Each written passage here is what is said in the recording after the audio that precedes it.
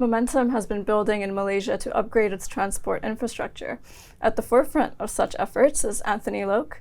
As Transport Minister, he is overseeing work on Malaysia's first high-speed rail project to connect the capital Kuala Lumpur with neighbouring Singapore. Loke has also expressed interest in working with Hong Kong's MTR Corporation to see if Malaysia can adopt the city's Rail Plus property development model. The minister joins us today to discuss Malaysia's transport ambitions, including potential partnerships with Hong Kong and mainland China.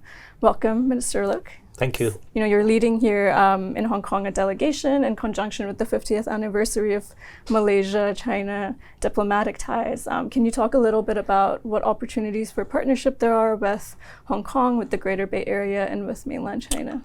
Well, first of all, of course, we have many infrastructure projects ongoing with China. We have the East Coast Rail Link, part of the Belt and Road Initiative.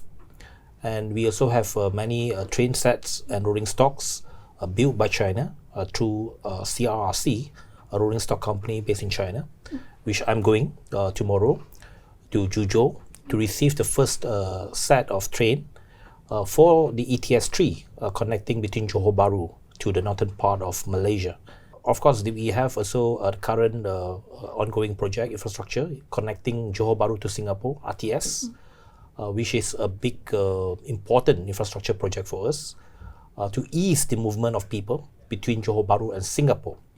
And that will create a very, very big economic spin-off in the southern part of Malaysia.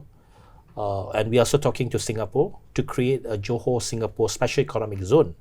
And transit is one of the major catalysts for that to happen. And do you see any kind of things where you can learn from projects in the Greater Bay Area for this? Are there any kind of reflections or mirroring of any sort? Well, Greater Bay Area, the concept of Greater Bay Area is similar to what we are looking at for Johor, Singapore, because even though the scale is probably smaller, but Singapore is an island state and a more developed economy, while we also have hinterland in Johor, which we think we can complement each other.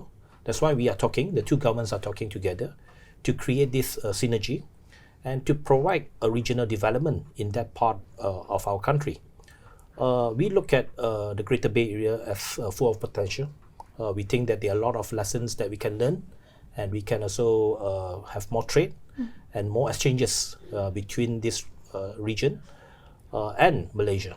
And I'm curious to hear a bit more about the partnership that has come up between Malaysia and Hong Kong's MTR Corporation.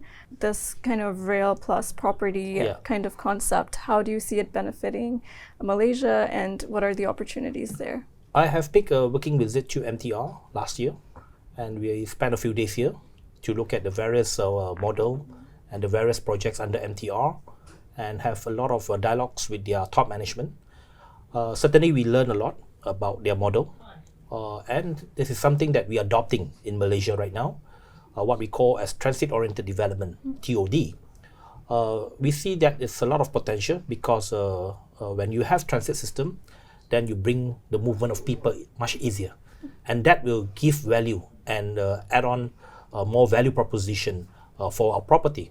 So we are working with the private sector to tap into our transit system so that it can create a synergy in our urban planning and also in terms of movement of people. There are a lot of ongoing projects which we are looking at in terms of TOD right now. Of course, the prime of it is the Johor Bahru to Singapore. There is a piece of land next to our station which we are currently working on a proposal. And do you see this applying to any other locations in Malaysia beyond that Johor Bahru?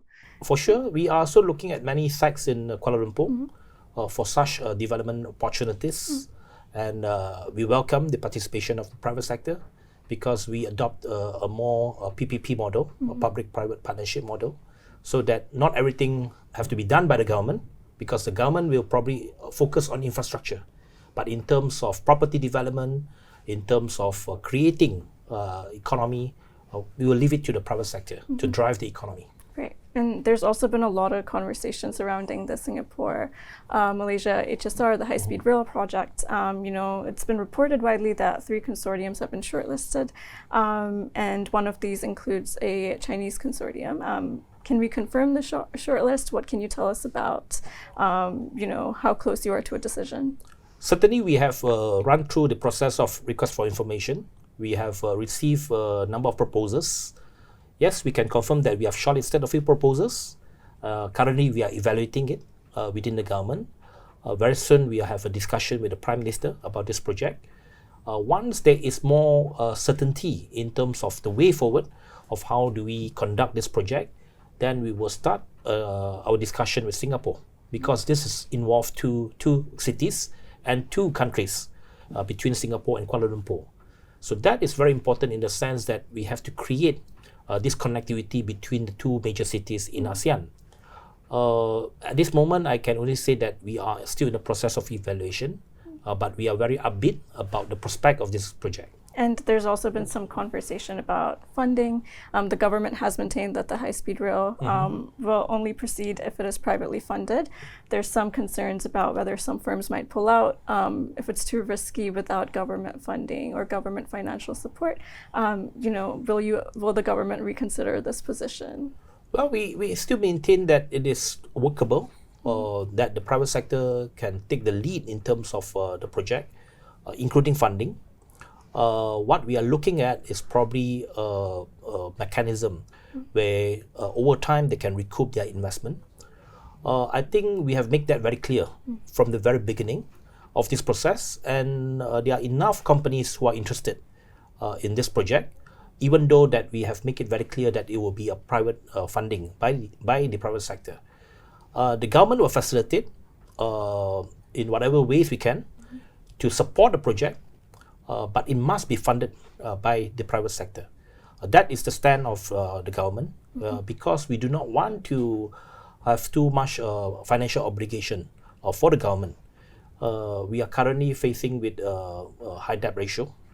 That's why the current government is committed to reduce the debt. And what we hope to see is that the private sector can take some of the risks from the government. And there's also been some questions raised about whether this current ruling coalition in Malaysia can maintain stability kind of in the midst of what's been described as a fragmented political landscape. How do you reassure investors who are looking to get involved in these projects and who might be concerned about political stability in Malaysia? Well, the current government has been in place for 18 months.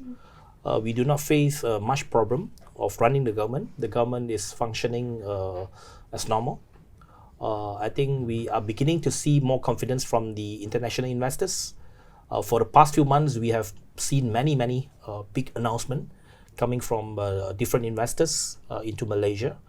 And it is upon us to continue to run the government as efficient as possible and to formulate policies which are friendly to investors. And Malaysia has a reputation that is a very stable country, even though in the past few years there were changes in terms of government. But by and large, we have maintained a very pro-investor and pro-business environment. So let's be assured that we welcome international investment. And we think that Malaysia is a good place and we are in a very strategic location.